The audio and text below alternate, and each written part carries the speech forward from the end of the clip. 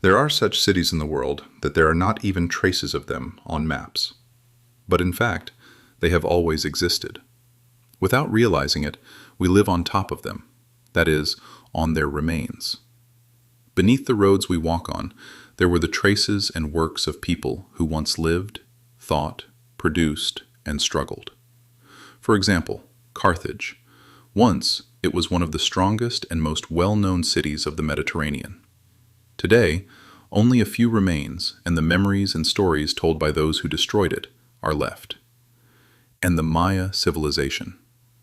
They were a society that understood the sky much better than we do, calculating stars, planets, and celestial bodies. But today, their works and their world have fallen into silence beneath the forests. Think of the Library of Alexandria. Once, everything humanity knew, that is, the accumulation of knowledge, was gathered there. And people like Hypatia were trying to pass on that knowledge. Now, only its painful story remains. There is something like this. History always tells us something, but the real issue is what it does not tell. Because history is not only the story of what happened, but also of what is told. Most of the time, who tells it? The victors. When a war ends, not only lands change, memories change, thoughts change. The new powers tell the past according to themselves. Some become heroes, some are forgotten, some were seen as weak. Some things should never be told. As if they never happened, never existed, they fall into silence. Here, forgetting is not actually a disappearance. It is a conscious or semi-conscious time process.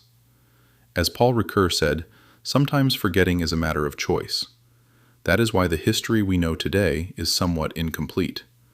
Part of it is full of pain, part of it is dark. And most of the time, we cannot notice that dark past. But when one reflects, this comes to mind. Are we also part of an incomplete story right now?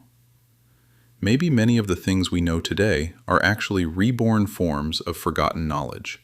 For example, the medical knowledge of ancient societies.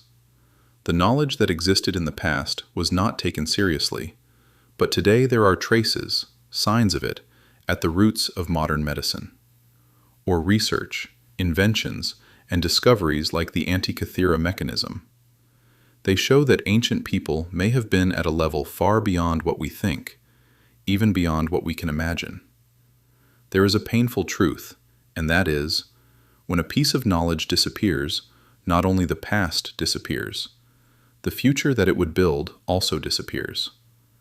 Perhaps the greatest losses are here, and not only in science. The same thing happened in our relationship with nature. Once, people saw themselves as part of nature. Now, most of the time, we overshadow it, and we see and experience the consequences. But in my opinion, the deepest loss is this.